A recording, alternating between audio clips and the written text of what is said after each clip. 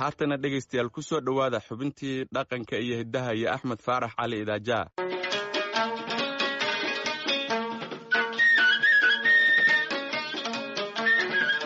waa barnaamijkii dhaqanka iyo hiddaha ee laanta af Soomaaliga ee VOA-da.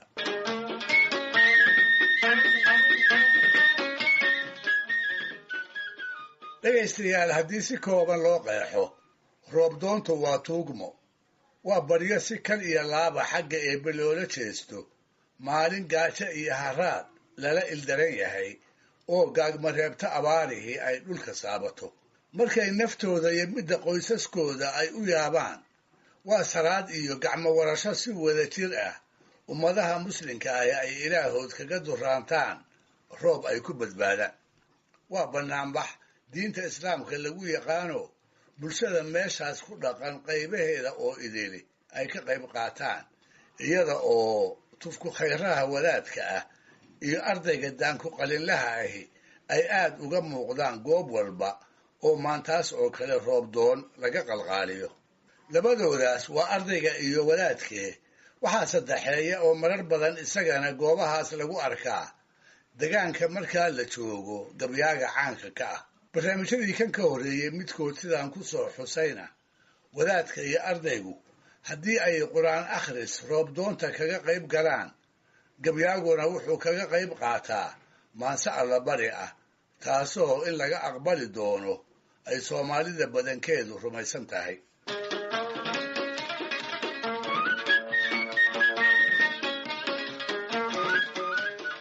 ha yeeshee maalmahaas oo kale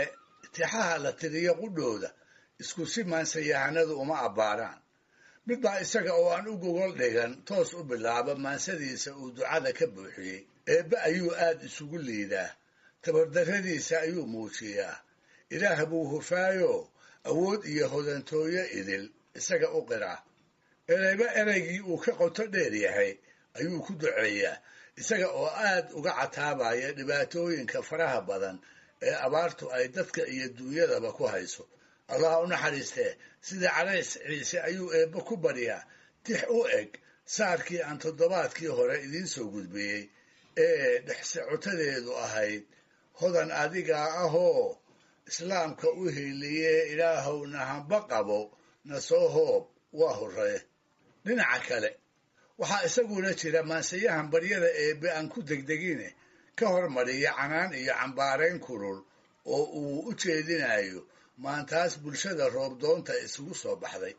wadar ahaan ummadda ayuu ku eedeeyaa inay iyadu abaarta garabsatay, sidaa darteedna aanu isagu allaha weyn waxbana ka saarayn. dembiyadii ay galeen iyo kuwa ay weli faraha kula jiraan intuu u sheego ayuu kula taliyaa inay toobad keenaan,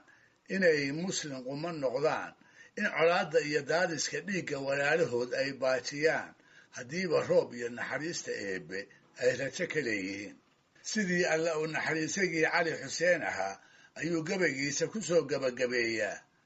eygii hadduu idin duwaday aadanba habowshay oo uu ibliis idinku muday, shalay iraabkiisa inay samadu naga oodantaa waa abaalmarinee ilaahay ma loo noqonayaa axadkii weeyaane.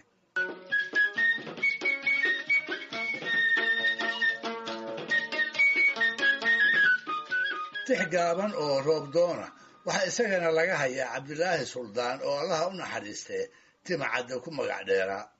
siday soomaalidu tidhaahdo waxaad mooddaa isaga iyo cali xuseen markii la abuurayey in dhoobadooda isku meel laga soo qaaday. labadu isku degaan weligood ma noqon, sidaasoo ay tahayna waxay ahaayeen laba gabyaa oo cabsida eebbe, qabyaalad nacaybka iyo soomaalinimaduba ay aad ugu weynaayeen. weliba intaan dhiirrado ayaan odhan karaa labadooda iyo Calays Ciiseba waxay astaan u noqon karaan maansayahanada ereygii ay ku tiraabaanba uu daacadda ka ahaa,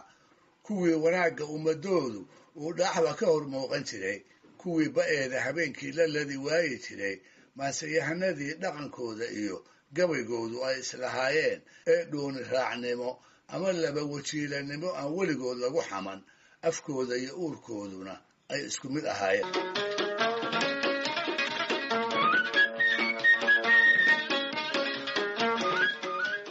si kastaba ha ahaatee gabay qodobo dhowra uu ku soo qaaday ayuu timacadda ku soo gebagabeeyey tuducyo allabari ah oo uu kaga qayb qaatay dalka oo idil roobdoon maalintaas ka aroosnayd iyada oo abaartii 1946 ay dadka iyo duunyadaba silcinaysay ha yeeshee baryada eebbe toos uma uu gudageline tabtii cali xuseen yeeli jiray ayuu yeelay dadweynihii ayuu dhab u haaraamay iyaga ayuu mas-uuliyadda abaarta iyo ciqaabta la marsiinayo wax ka saaray oo talow muxuu sidaa u yeelay meedisyadiisa soo socda sida ka muuqan doonta wuxuu gabyaagu saluugsanaa guud ahaan dhaqamada diinta islaamka weydaarsan ee soomaalida uu ku arkay wuxuu aad ugu dhaliilayay dilka iyo dagaalada aan turiinshaha lahayn ee dhexdooda ka dhaca markaas buu ku xukumay inay yihiin duul ay islaamnimadii kala fogaadeen taasoo uu u soo daliishaday xilliyada ay ladnaanta iyo barwaaqada ku jiraan kibir awgiis inay eebbahood iska ilaawaan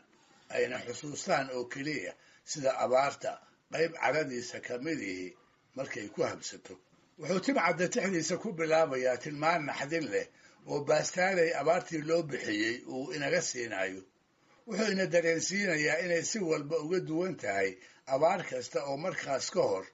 dalka ka dhacday oo halkeebuu warkaasna ka helay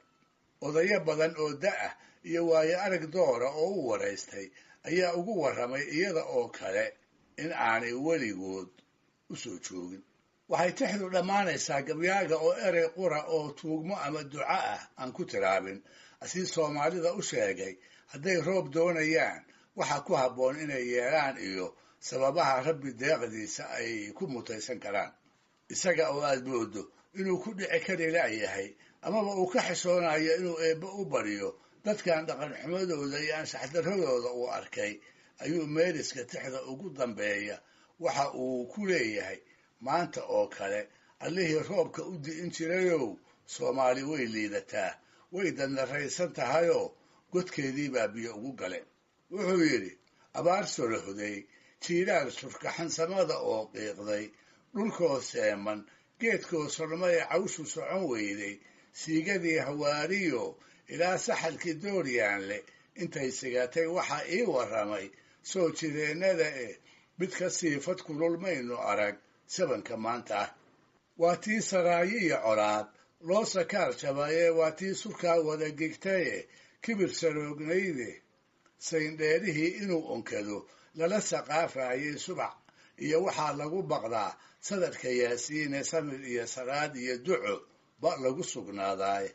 markay suluqdo uunbay indhaha sare u yuubtaaye subaxday nimcadu taagan tahay wa sidii kale ee haddii aad iswada saamaxdaan saaka wuu curanne ilaahay dhibcaha siin jirow way siloo tahay